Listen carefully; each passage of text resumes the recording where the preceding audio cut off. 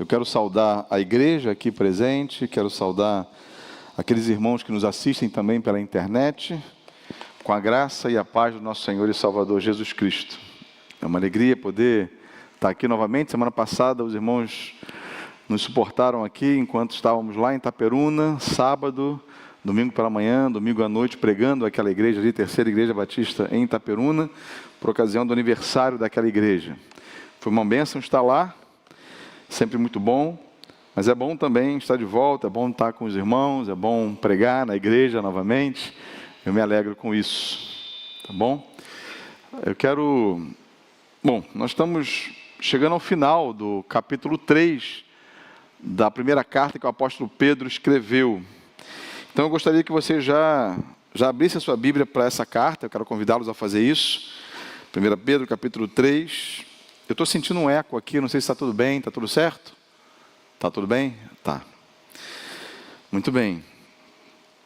1 Pedro, capítulo 3, nós vamos para o finalzinho ali do texto desse capítulo. Bom, deixa eu primeiro contextualizar os irmãos, nós sempre fazemos essa contextualização do texto que nós estamos lendo para inseri-los novamente dentro dessa carta. Já que a gente tem sempre um intervalo de uma semana para outra, é importante inseri-los dentro desse contexto. Pedro está escrevendo para cristãos desanimados nessa carta. Eles estão debaixo de uma severa perseguição pelo imperador Nero, estão acuados, estão em um momento muito difícil de provações, de testes, de hostilidades. Pedro, então, ele quer incentivá-los, ele quer encorajá-los para que eles possam triunfar no meio daqueles sofrimentos que eles estão vivendo e que eles estão passando. E queridos, os sofrimentos pelos quais aqueles leitores da carta de Pedro, lá no início, estavam passando, nem se comparam com quaisquer sofrimentos que nós hoje vivemos aqui. Os sofrimentos eram pesadíssimos. Cristãos eram queimados em praça pública, vivos. Cristãos eram perseguidos e tinham muitas perseguições ali. E eram muitos sofrimentos, de fato, que todos eles viviam e conviviam ali. O que Pedro está querendo comunicar, na verdade, é que eles podem ser vencedores, eles podem ser vitoriosos, mesmo em meio a sofrimentos injustos, mesmo em meio a todas as perseguições que estão passando. E a maior ilustração que Pedro conhece, ele apresenta para esses leitores, Cristo Jesus. Ele traz o exemplo de Cristo e ele vai falando sobre a importância de vivermos como cristãos para que nós possamos enfrentar todos esses sofrimentos, porque Cristo, que é o nosso padrão elevadíssimo, já viveu e já sofreu e já sabe e tem como nos dar graça também. Cristo sofreu injustamente, Cristo sofreu perseguição, Cristo sofreu hostilidades, e no entanto, em meio ao seu sofrimento, ele estava absolutamente triunfante. Por mais paradoxal que isso possa parecer, na sua morte, Cristo triunfou. Jesus, então, é, mais uma vez, trazido por Pedro como exemplo de que nós também podemos triunfar em meio aos nossos sofrimentos. Então, eu quero convidar agora sim, já inseridos nessa carta, a ler comigo, a acompanhar a leitura comigo de 1 Pedro, capítulo 3, verso 18 a 22. Um texto difícil. Eu não sei porque caiu para mim. Quem foi que escolheu esses textos assim, né? O pastor Minadab hoje falou da quantidade de versículos, né? Quem escolheu esse texto para mim, né? Tem pastor Minadab, tem pastor Denis, tem aí o Sodré, tem o Hugo, tem o Davi. Tantos pregadores pegam esse texto que os estudiosos saem fora dele, né? Porque tem bastante complexidade aqui exposta, e entregam para eu pregar, né? O problema é que fui eu mesmo quem fiz a escala, né? E depois me dei conta que esse texto poderia cair para outro, e não para mim, mas caiu para mim. Então vamos lê-lo. E ele está aqui na Escritura para a gente não fugir dele, tá bom? Então, 1 Pedro, capítulo 3, verso 18 a 22, o texto vai dizer assim, a partir do verso 18. Pois também Cristo sofreu pelos pecados, uma vez por todas, o justo pelos injustos, para conduzir-nos a Deus. Ele foi morto no corpo, mas vivificado pelo Espírito, no qual também foi e pregou aos espíritos em prisão, que há muito tempo desobedeceram, quando Deus esperava pacientemente nos dias de Noé, enquanto a arca era construída. Nela, apenas algumas pessoas, a saber, 8, foram salvas por meio da água. E isso é representado pelo batismo, que agora também salva vocês. Não a remoção da sujeira do corpo, mas o compromisso de uma boa consciência diante de Deus. Por meio da ressurreição de Jesus Cristo, que subiu aos céus e está à direita de Deus, a ele estão sujeitos anjos, autoridades e poderes. Vamos orar? Senhor, nós te agradecemos por essa palavra lida, por essa palavra que fala conosco, ó Pai. Obrigado pelos recursos que o Senhor nos dá de nos prepararmos para entregar essa mensagem. Peço que o Senhor escancare os ouvidos dos meus irmãos para aquilo que é do Senhor. E que o Senhor feche os ouvidos daquilo que não tem a ver com o Senhor, ó Pai. Mas, ó Pai, nós te agradecemos porque essa palavra pode falar conosco, pode nos encorajar, pode nos impulsionar a viver uma vida cristã que o glorifique. Então nos ajuda nesse sentido, Pai. Nós oramos em nome de Jesus, o nosso Salvador, o nosso Senhor, Pai. Amém e amém. Bom, o versículo 18, ele começa dizendo o quê? Porque Cristo também sofreu. E nesse versículo ainda vai dizer, ele foi morto no corpo. E o versículo 22, no final, ele diz que a ele estão sujeitos anjos, autoridades e poderes, não é isso? Pedro, então, ele começa com a morte de Cristo, no versículo 18, e ele termina com a sua ressurreição em triunfo, nos versos 21 e 22. Então, na hora mais sombria de morte, Jesus experimentou o seu maior triunfo. Pedro, ele faz questão de ressaltar essa realidade aqui aos seus leitores, é isso que Pedro quer expressar nesse texto da sua carta. E logo de cara, logo de imediato, há muita aplicação aqui. Quais algumas aplicações aqui? Nós já temos algumas delas. O ponto aqui é que você pode sofrer injustamente. O ponto aqui é que você pode sofrer da maneira mais severa que alguém pode sofrer, até ao ponto de perder a sua própria vida. Mas nisso tudo, Deus pode nos dar vitória. Ele pode dar triunfo, Ele pode nos revelar a realização de um propósito santo, da mesma maneira como o Hugo já orou aqui hoje cedo. Agora, à medida que esses versículos se desenrolam, Pedro ele nos mostra pelo menos 4 áreas em que Cristo sofreu no momento de sua morte. Primeiro, ele triunfou sobre o pecado, nós vamos ver isso em alguns primeiros versículos aí. Ele pregou um sermão triunfante, ele realizou uma salvação triunfante e ele revelou uma supremacia triunfante. Nós vamos por parte aqui, vamos ver primeiro o triunfo sobre o pecado. Olha o que diz o versículo 18 novamente comigo.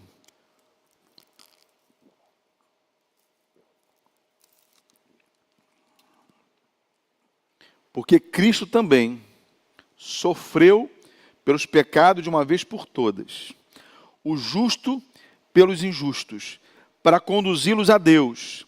Ele foi morto no corpo, mas vivificado pelo Espírito. Observem bem uma coisa, Pedro, ele não é como Paulo. Eu sou fã do apóstolo Paulo. Paulo escreveu 13 cartas do Novo Testamento. Os irmãos já perceberam isso, eu gosto de ler as cartas do Novo Testamento. Pregamos algumas delas aqui, Efésios, Colossenses, né? Paulo ele é muito ordenado no seu pensamento, ele é muito lógico, ele é muito sequencial, é muito sistemático. Pedro ele tende a ser um pouco menos ordenado, ele tende a ser um pouco menos sequencial, ele segue mais pela tangente ali. E ele diz algo, ele logo dispara para uma outra coisa de repente, e aí finalmente ele volta para onde começou, e foi exatamente isso o que ele fez aqui. O que ele quer que nós entendamos está no início e no fim dessa sessão. Ele quer que nós entendamos que Cristo morreu pelos pecados e que Ele morreu de uma maneira injusta, porque isso vai trazer encorajamento para eles. A sua morte foi a morte do justo pelos injustos, ele vai dizer. Ele não merecia morrer, mas mesmo sendo tratado injustamente, Pedro nos faz perceber que Cristo triunfou através da ressurreição e Ele está agora à direita de Deus, e todos aqueles seres demoníacos que eram parte integrante do seu sofrimento, agora eles estão submetidos a Ele. Esse é o ponto de Pedro. Então Pedro já já de cara diz tudo o que ele quer dizer nesses primeiros versículos aqui. E eu honestamente não queria arriscar muito explicar o que está no meio de tudo isso, nos versos 19 e 20, né? Há muita discussão ali, pouca conclusão sobre esse trecho, mas eu vou chegar lá, eu preciso expor esse texto. Mas esse é o ponto aqui. Jesus triunfou sobre o pecado em meio ao seu sofrimento. É isso. Na sua morte, Jesus Cristo, por mais injusta que essa morte fosse do ponto de vista humano, tão horrível, tão trágica, uma morte tão dolorosa, por mais sofrimento que estivesse envolvido nesse momento, ele ainda triunfou no sentido de suportar sobre si o pecado da humanidade. E nós observamos isso no versículo 18. Ele realizou o pagamento do pecado. Na verdade, aqui está envolvido uma série de elementos relacionados ao pecado. Primeiro, o texto vai dizer que foi um sofrimento total. Então, foi um sofrimento de uma vez por todas. Ou seja, ele morreu a morte que deveria morrer pelos pecados mesmo. E o texto diz que foi um sofrimento injusto relacionado ao pecado. Ele morreu por nossos pecados, meus irmãos. Não foi pelos pecados dele, porque ele não os tinha. O texto vai dizer também que ele carregou sobre si a ira de Deus contra o pecado da humanidade, porque ele morreu para conduzir-nos a Deus. Então, para conduzir-nos a Deus, alguém justo deveria morrer, porque só assim poderia ser aplacada a ira de um Deus justo. Então ele se fez homem e morreu por nós. Então foi um triunfo sobre o pecado, apesar da tragédia da cruz. E Pedro, então, ele traz o exemplo de Cristo para nos encorajar em relação aos nossos sofrimentos injustos, para nos encorajar com a referência de alguém que sofreu injustamente enquanto viveu aqui entre nós. Meus irmãos, como é importante nós não perdermos de vista o fato de que, em relação à questão do sofrimento, não é se eu ou você vamos ou não vamos sofrer, não é essa a questão. A questão é quando e como nós vamos sofrer nessa vida. Semana passada, o pastor Denis nos apresentou como um cristão deve se comportar no momento em que sofre, mesmo fazendo bem. Não é isso? Então a questão do sofrimento não é como você vai, não é se você vai ou não sofrer. É natural. É natural, no momento em que nós vivemos, na nossa vida, num período de vida, em algum momento deles, o sofrimento chegar. Estamos todos na fila. Agora, uma outra ênfase que Pedro quer dar aqui é que foi também na cruz. Foi também no momento do seu maior sofrimento que Jesus realizou um sermão triunfante. Sim, ele foi alguém que triunfou sobre o pecado, mas ele foi alguém também que no momento da sua morte, ele proferiu um sermão triunfante. Nós vamos nos deter um pouquinho melhor aqui. No versículo 18 diz, no meio do versículo, nós lemos o seguinte: ele foi morto no corpo, mas vivificado pelo Espírito, no qual também foi e fez o quê? Pregou. Irmãos, que elemento sensacional sobre o triunfo do nosso Senhor Jesus Cristo. O que significa essa expressão, ele foi morto no corpo? Essa expressão significa simplesmente que ele morreu. Significa simplesmente que, de fato, Jesus morreu ali no corpo. Significa simplesmente que a sua vida física cessou, ele realmente morreu. Aqui, a propósito, está um versículo entre muitos que nos dão evidências de que Jesus realmente morreu na cruz. Alguns, ao tentarem explicar a ressurreição e tentarem negar aí, ao mesmo tempo que foi milagrosa, oferecem a possibilidade de que Jesus nunca morreu realmente na cruz. Para esses liberais, por assim dizer, eles apenas entrou em algum tipo de semicoma e na frieza do túmulo ele foi revivido e se levantou e saiu. Mas o texto ele é muito claro aqui, e essa declaração refere-se à sua morte física. Porque o termo que é usado aqui é tanátotas. É um termo que basicamente significa morrer. Esse termo enfatiza não apenas a sua morte, mas o sofrimento que estava associado à sua morte. Esse termo aponta para o doloroso fim da sua vida terrena. E nós sabemos que ele morreu porque quando os soldados vieram, se ele não tivesse morto, o que teriam feito com ele? Vocês sabem como é que eles procederiam? Eles teriam quebrado as pernas para acelerar a morte. Mas quando eles vieram a Cristo, eles foram até Cristo, a Bíblia diz que eles não quebraram as suas pernas. E é interessante, porque a Bíblia faz questão de relatar isso. Por quê? Porque ele já estava morto, eles perfuraram o seu lado, e isso foi provado com o sangue e a água que foram derramados. O versículo 18 diz ainda que ele foi morto no corpo, mas vivificado no espírito. E aqui há uma discussão enorme sobre o que de fato isso significa. Mas parece-me que o ponto aqui não é que ele ressuscitou, mas que, embora morto no corpo, ele estava vivendo no espírito, e isso faz sentido para mim. Você pode matar o seu corpo, mas você não pode matar o Cristo eterno. Então, enquanto o seu corpo estava na sepultura, o seu espírito, ele estava vivo. Sendo bastante honesto aqui, irmãos, isso é um mistério ainda a ser compreendido.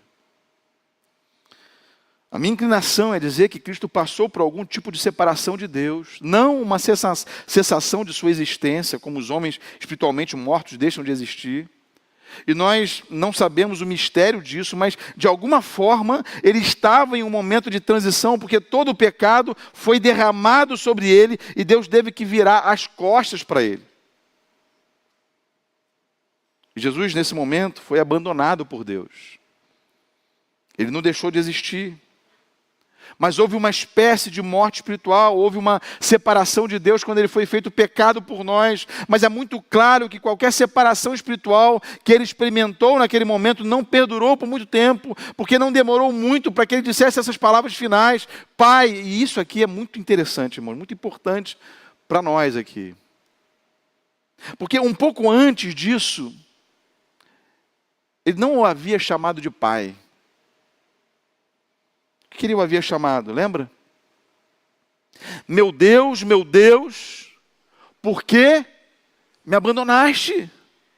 E agora ele vem e diz: Pai, nas tuas mãos entrego o meu espírito. Então, qualquer experiência de separação espiritual que ele teve foi apenas por um momento, quando ele foi feito pecado. Então, novamente, o seu espírito foi vivificado e ele o entregou a Deus. Agora, irmãos, o ponto que Pedro quer que você e eu entendamos aqui é esse. Que quando Jesus foi crucificado na cruz, o seu corpo morreu, o seu corpo foi para onde? Para o túmulo. Para o túmulo. Mas quando o seu corpo estava morto, o seu espírito estava o quê? Vivo. Ele foi vivificado no corpo. Agora a questão é, para onde que esse espírito foi? Pedro responde isso no verso 19. Seu espírito não foi entregue ao julgamento, o seu espírito ele não foi entregue à morte eterna, seu espírito não experimentou a segunda morte, como os injustos que sentem a ira de Deus, mas o seu espírito ele foi liberado para o propósito perfeito de Deus. Mas para onde ele foi? Bom, o texto diz muito claramente aqui que ele foi a algum lugar e ele fez o quê? Proclamação. Ele pregou lá. Ele foi e ele fez proclamação, ele pregou um sermão. E ele foi então em algum lugar para pregar, ele foi e deu um sermão triunfante lá. Então, mesmo antes da sua ressurreição, na manhã de domingo, ele estava se movendo livremente no reino espiritual. E eu não consigo ir além disso aqui, porque qualquer coisa além disso é muita cambalhota para dar. Ele simplesmente foi para pregar. Agora, algo importante vale ressaltar aqui. Isso é legal. perceber, o verbo grego, o texto em grego traz uma riqueza para nós, para a compreensão que o português não consegue transmitir tranquilamente, porque o português tem muitas palavras que são sinônimas. O verbo que é usado aqui para pregar, ou fazer uma proclamação, não é aquele verbo que nós conhecemos, evangelizo, que indica pregar o evangelho. Olha que interessante isso aqui. Ele não foi a algum lugar para pregar a salvação. O verbo que foi usado aqui é o verbo querutso, o que significa fazer uma proclamação ou anunciar um triunfo. É a mesma palavra para anunciar. Os generais, né? Os reis militares, eles tinham um arauto anunciando as suas vitórias. Então ele foi a algum lugar para anunciar a sua vitória. Não, ele não estava pregando o evangelho para algumas pessoas no mundo espiritual ou alguns seres no mundo espiritual. Ele simplesmente anunciava, ele simplesmente proclamava, ele anunciava algo sobre o quê?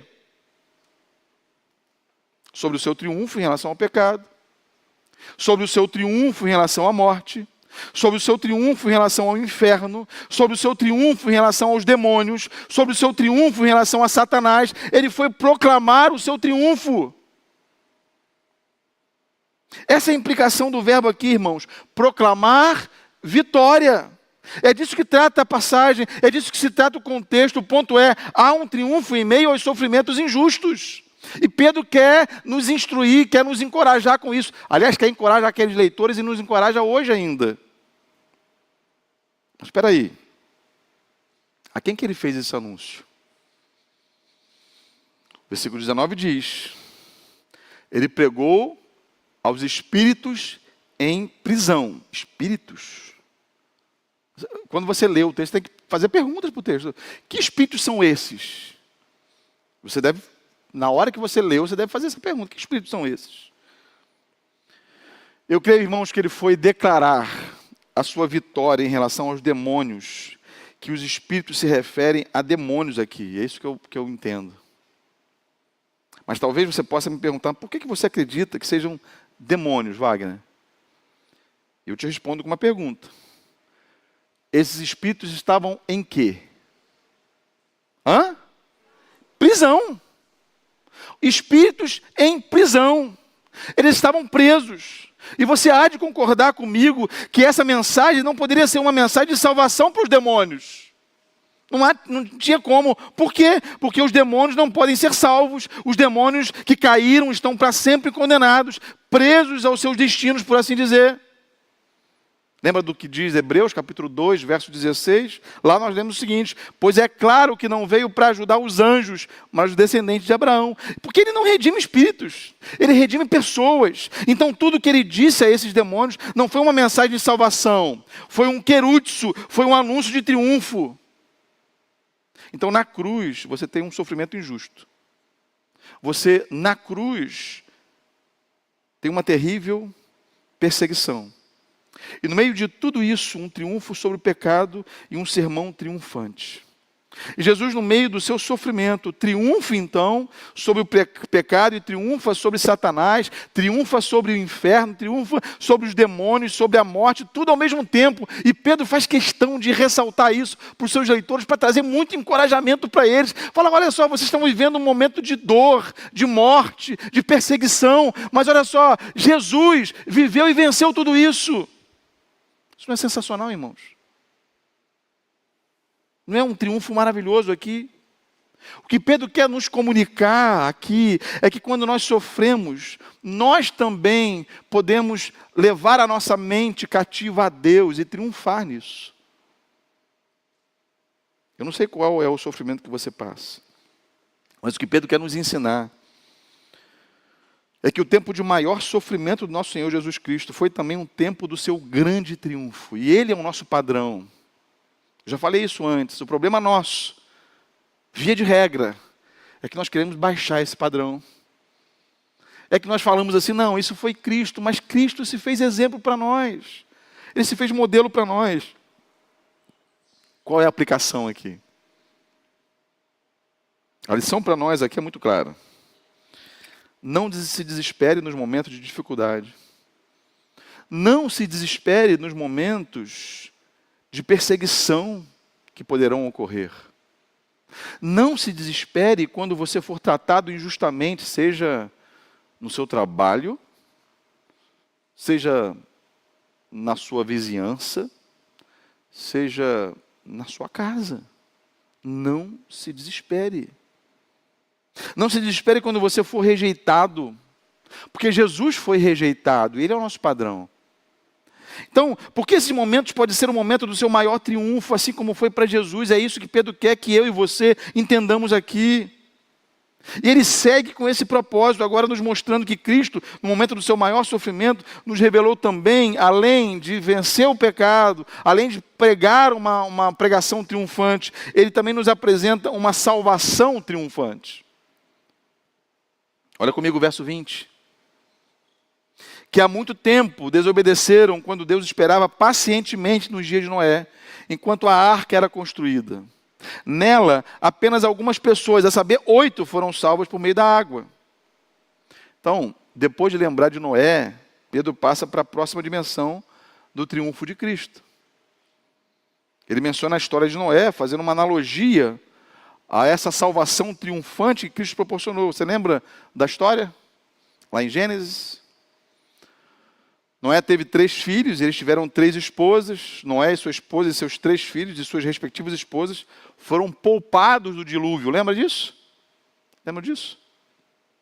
O dilúvio veio e afogou o mundo inteiro, exceto 8. E eu lembrei dos 8, né? Afogou o mundo inteiro, exceto 8 pessoas ali. Qual o motivo? Apenas 8 pessoas acreditaram, apenas 8 pessoas na face da terra acreditaram. Isso é bastante interessante, porque em 2 Pedro capítulo 2, verso 5, Pedro diz que Noé era um pregador, ele era um pregador da justiça. E ele pregou a mensagem da justiça por muito tempo. E na verdade ele pregou a mensagem um tempo todo em que estava construindo a arca. E ele levou 120 anos para construir essa arca. Ele só ficou na arca um pouco mais de 1 ano. Agora imagina a situação, irmãos. O camarada prega por 120 anos sobre o julgamento de Deus que ainda viria. Ele prega um monte de sermões sobre isso enquanto a arca estava ainda sendo construída. E no final desses 120 anos, ninguém, fora a sua casa, foi convertido. Mas para aqueles 8 que creram, a arca, na verdade, irmãos, era o meio da sua libertação do julgamento.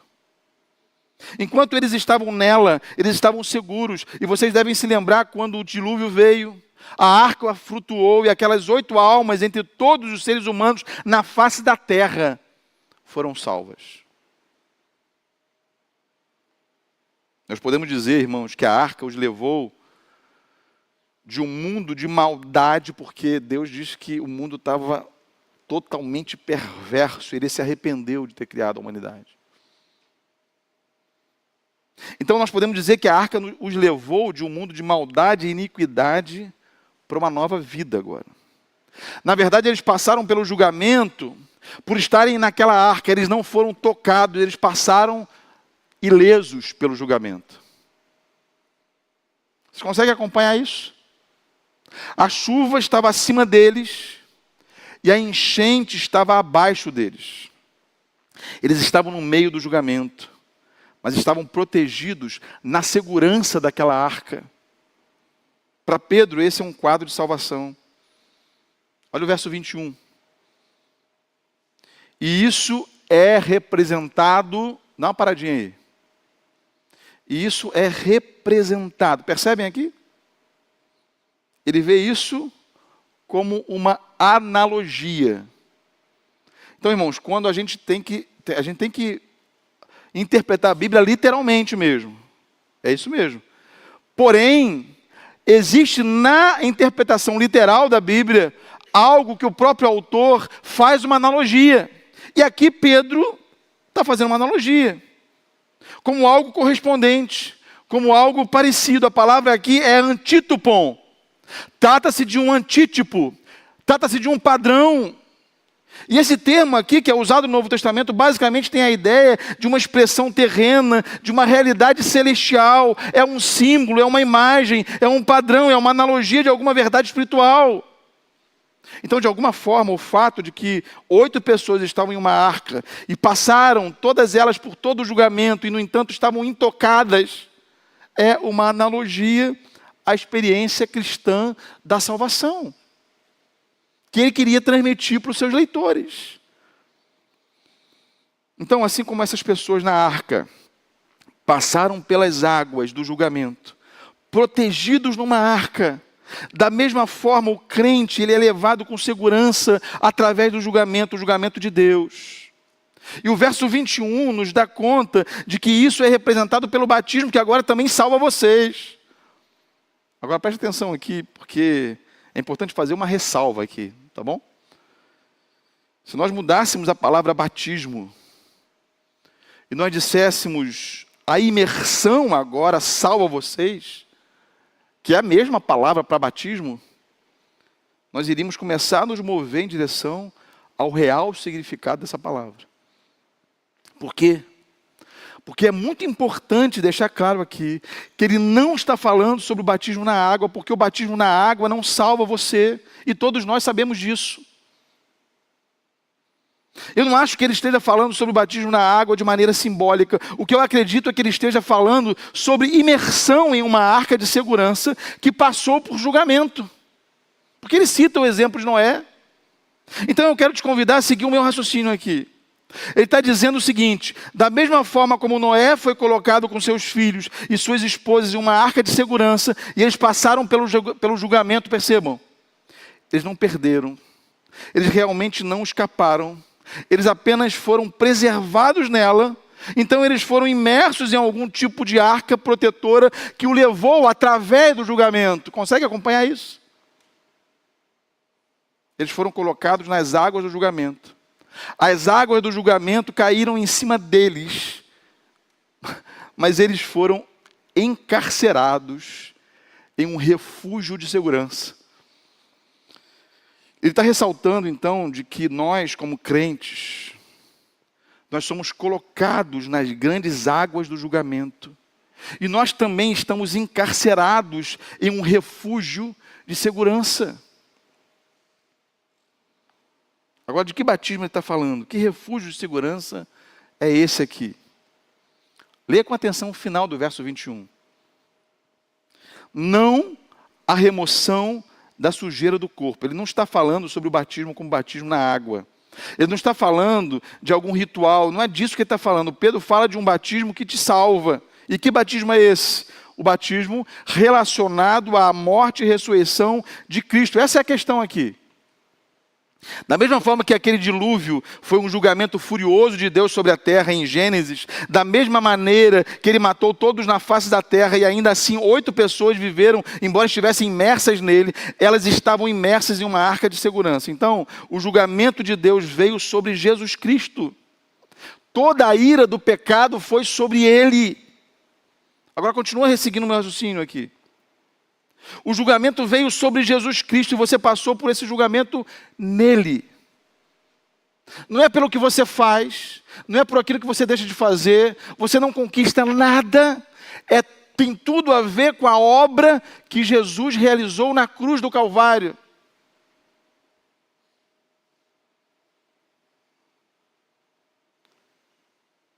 E você sobrevive. Você sobrevive a essa ira de Deus. Porque quando Deus olha para você, quem Ele vê? Não mais o Odenir, não mais o Gustavo, não mais a Débora, não mais a Luziane, não mais cada um de vocês, nem a mim. Ele vê Jesus em nós. Então nós estamos, quando imersos agora nessa realidade, protegidos. E isso que Pedro quer trazer aqui. Eu e você sobrevivemos e sobrevivemos protegidos na arca que é Cristo, a arca da segurança, e você entrou na sua morte, em seu sepultamento, e saiu novamente na sua ressurreição.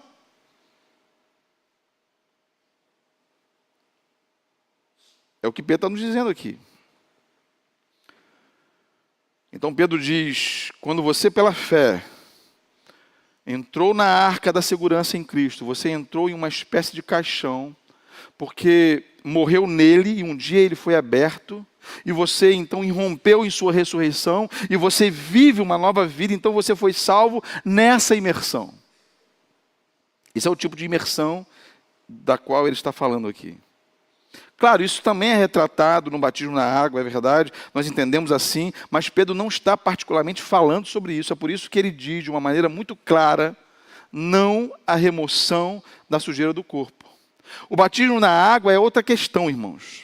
O que Pedro está ressaltando aqui é sobre a maravilhosa imersão que nós temos em Cristo Jesus. E Pedro está em harmonia com o que o apóstolo Paulo vai falar, quando lá em Romanos 6 ele fala, que diremos então, Romanos capítulo 6, continuaremos no pecado para que a graça transborde? De maneira nenhuma, diz Paulo.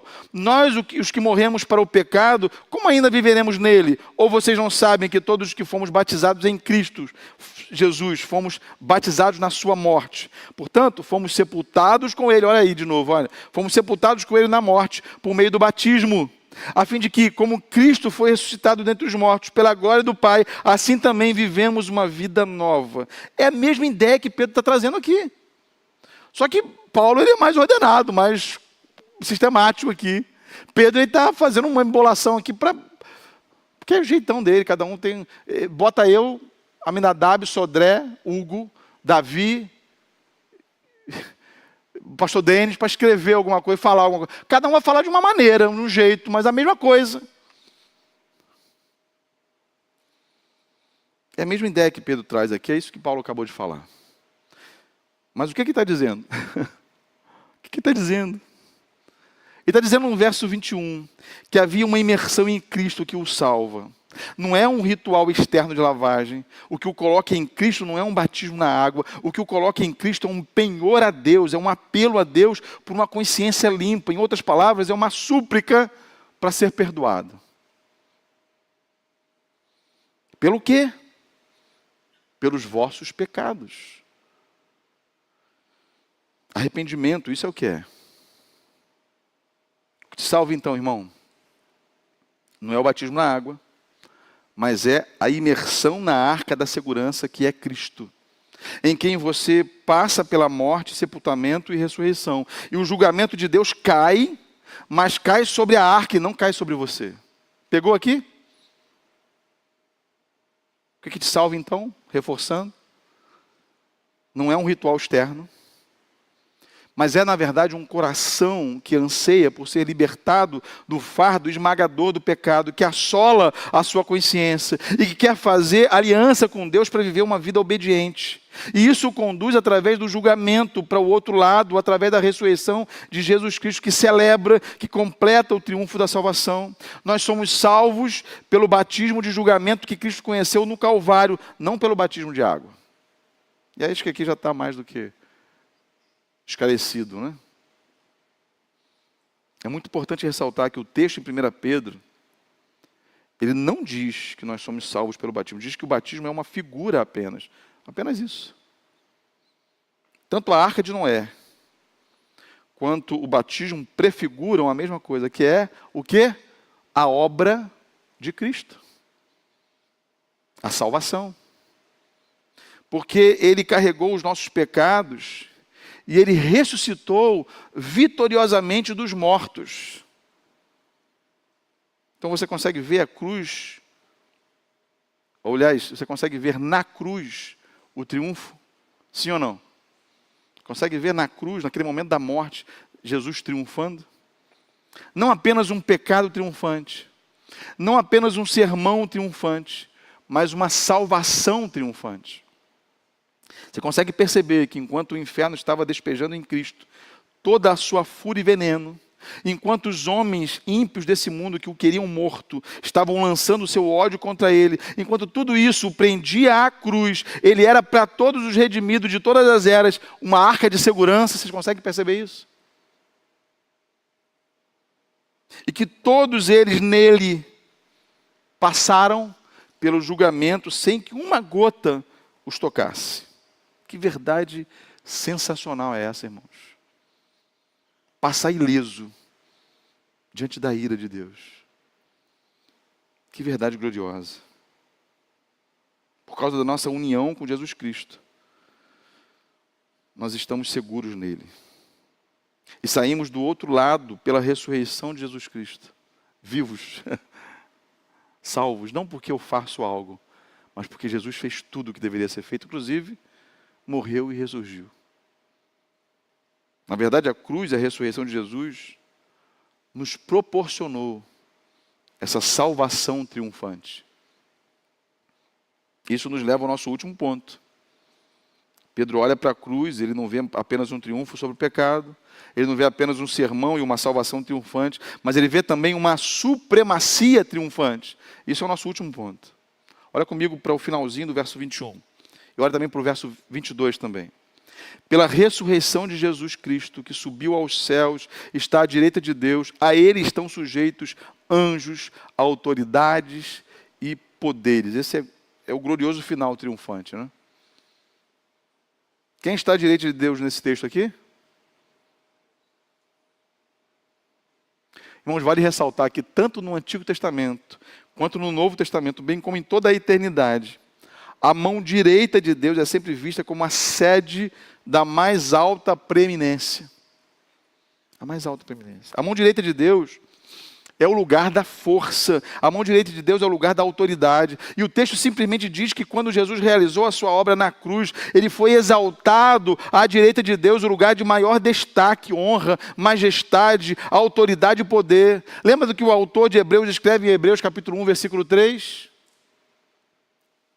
O Filho é o resplendor da glória de Deus, a expressão exata do seu ser, e sustenta todas as coisas por sua palavra poderosa. Depois de ter realizado a purificação dos pecados, ele se assentou aonde? À direita da majestade nas alturas. Em 1 Pedro há um mesmo pensamento, irmãos. Sim, porque quando Jesus Cristo entrou na glória, na presença do Pai, após a sua ressurreição, quando ele acendeu a mão direita de Deus, ele o fez como o Supremo. E em Hebreus, novamente, esse é um tema constante. Em Hebreus, nós somos lembrados, no capítulo 10, versículo 12, que ele, Cristo, tendo oferecido um sacrifício pelos pecados para todos os tempos, sentou-se aonde? À direita de Deus. Nós vemos isso também no versículo 2 do capítulo 12 de Hebreus. O texto vai dizer, tendo os olhos fitos em Jesus, autor e consumador da nossa fé, ele, pela alegria que lhe fora proposta, suportou a cruz ao desprezar a vergonha e assentou-se aonde? À direita do trono de Deus.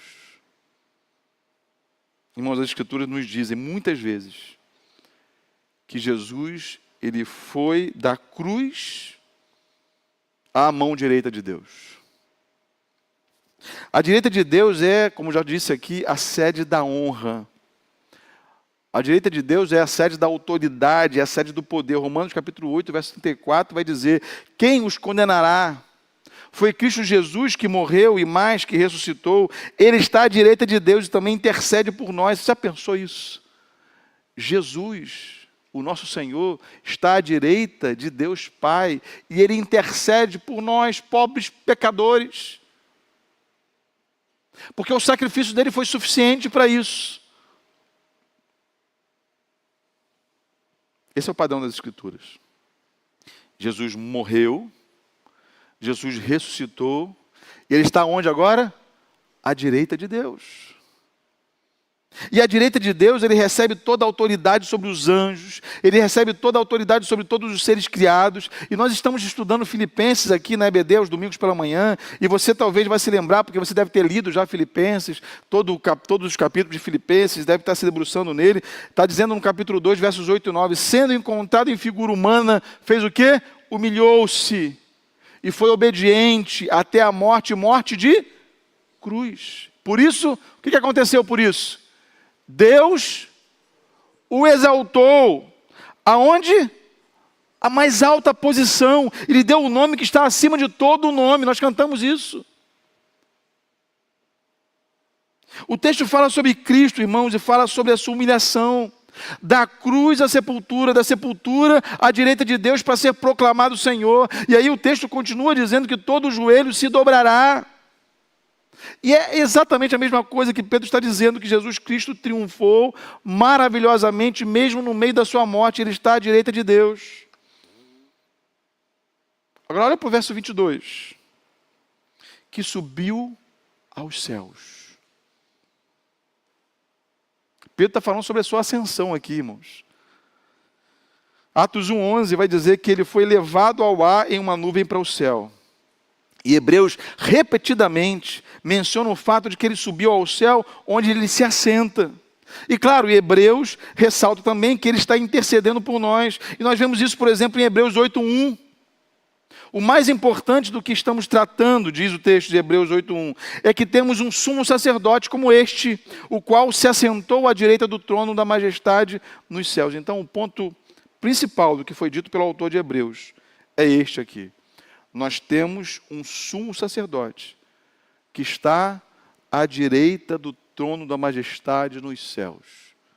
Você deve lembrar da figura de que no Antigo Testamento, os sumos sacerdotes, eles iam uma vez por ano, como matar um cordeiro lá, um carneiro, matar um animal lá puro, para oferecer a Deus como propiciação pelos pecados do povo, para que o povo fosse perdoado uma vez por ano. Nós não temos mais necessidade desse sumo sacerdote, porque o nosso Cristo Jesus é o nosso sumo sacerdote. Ele é a própria oferta, ele é o próprio cordeiro, e ele é também o sumo sacerdote.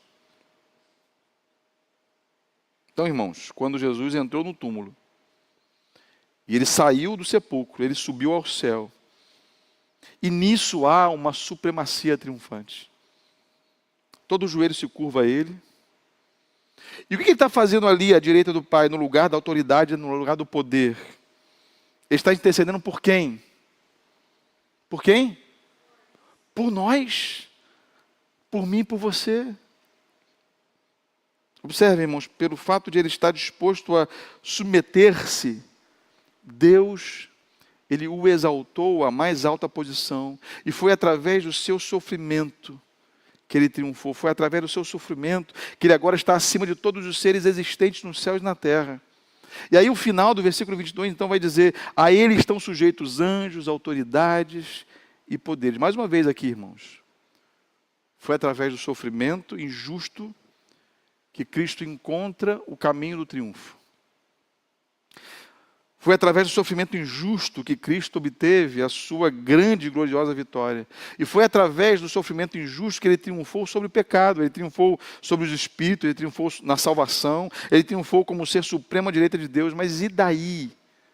Quanta coisa eu estou vendo aqui, tanta coisa aqui, que não sei nem se eu vou conseguir conceber tudo isso, mas qual é o ponto principal aqui? O que eu faço com tudo isso, né? O que eu devo fazer com tudo isso? Irmãos, olhem, e Pedro quer nos ensinar isso, o Espírito Santo de Deus quer nos ensinar por intermédio de Pedro. Olhem para os seus sofrimentos injustos. Olhem para eles.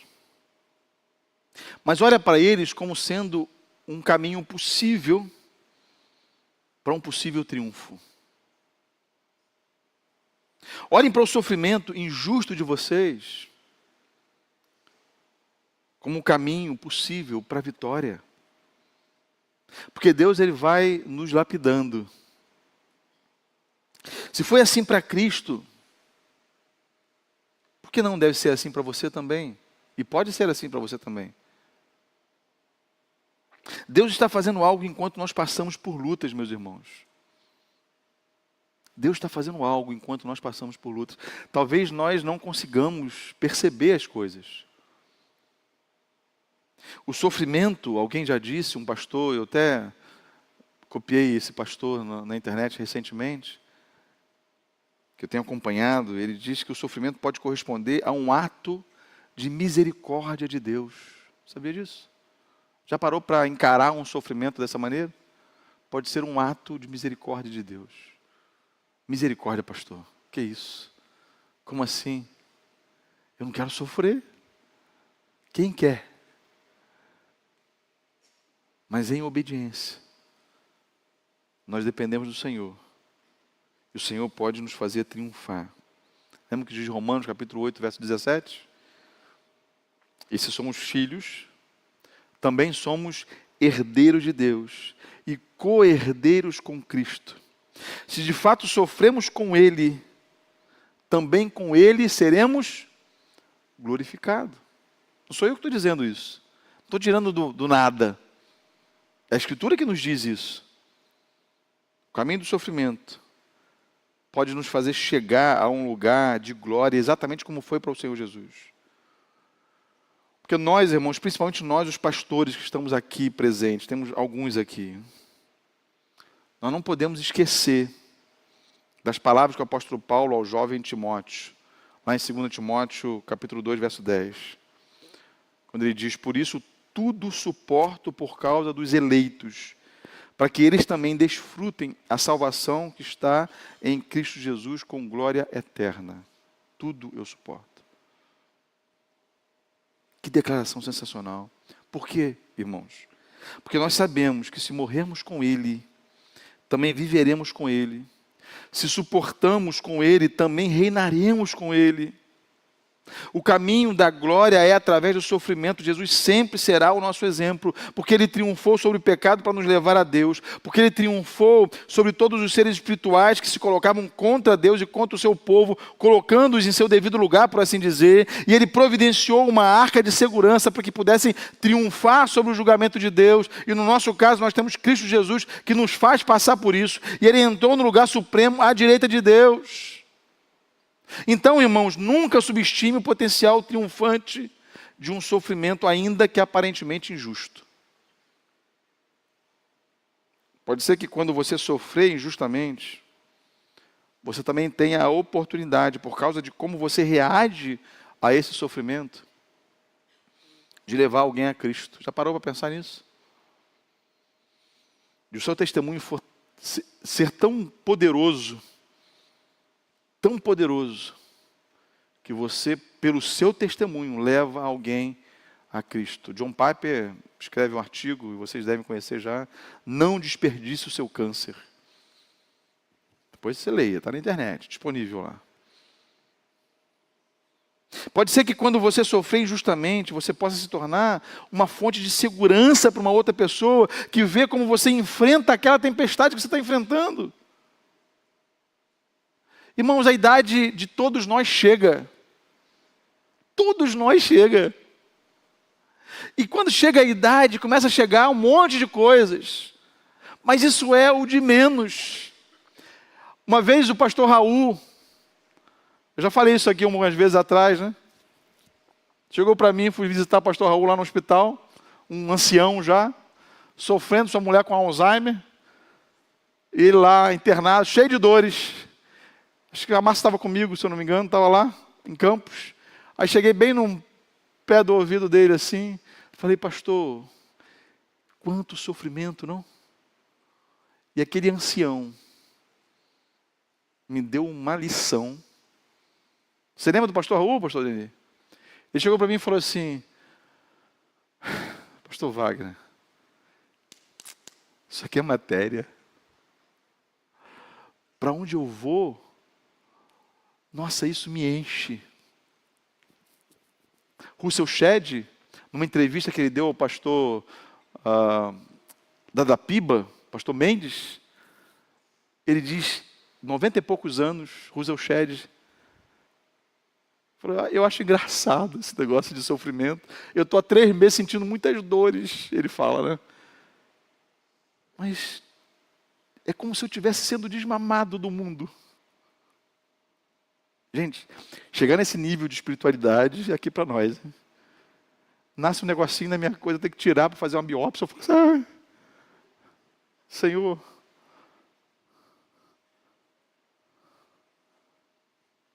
mas o Senhor, Ele me ensina todos os dias a depender dEle, porque a glória sempre será dEle. Sempre será dEle. Vamos parar, né? Muito tempo já aqui.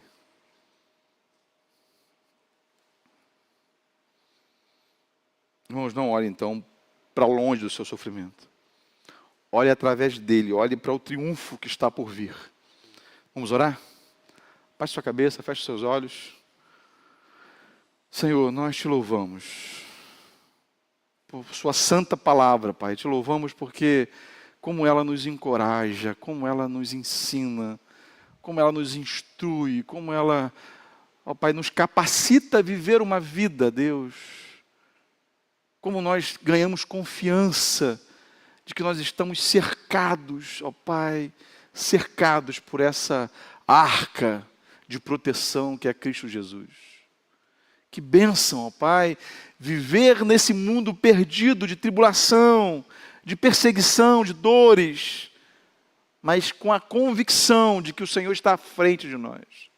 Com a convicção de que um dia o Senhor triunfou na sua morte e o Senhor também, em nome de Jesus, ó Pai, nos dá a garantia de que nós podemos triunfar no Senhor também. Louvado seja o Teu nome por isso. Nós precisamos aprender todos os dias, ó Pai, a depender do Senhor. Nos ajuda nesse sentido. Nos ajuda a testemunhar do Senhor. Nos ajuda no momento de dor, de luta, de desafios da nossa vida pessoal, nós não ofendermos o Senhor. Ajuda-nos nisso, Pai. A nós não apostatarmos da nossa fé, mas ao contrário, de nós estarmos cada vez mais firmes em Ti e mais seguros, jubilosos, porque o Senhor já garantiu tudo que nós precisamos ser garantidos em Cristo Jesus. Muito obrigado por isso. Nós oramos com gratidão, Pai. Ajuda-nos no dia de amanhã, na segunda-feira, na terça, na quarta, todos os dias, quando a realidade da semana muitas vezes nos assola. Nos ajuda a perceber que o Senhor é o nosso protetor. Nós oramos em nome de Jesus, o nosso Salvador, Pai. Amém e amém.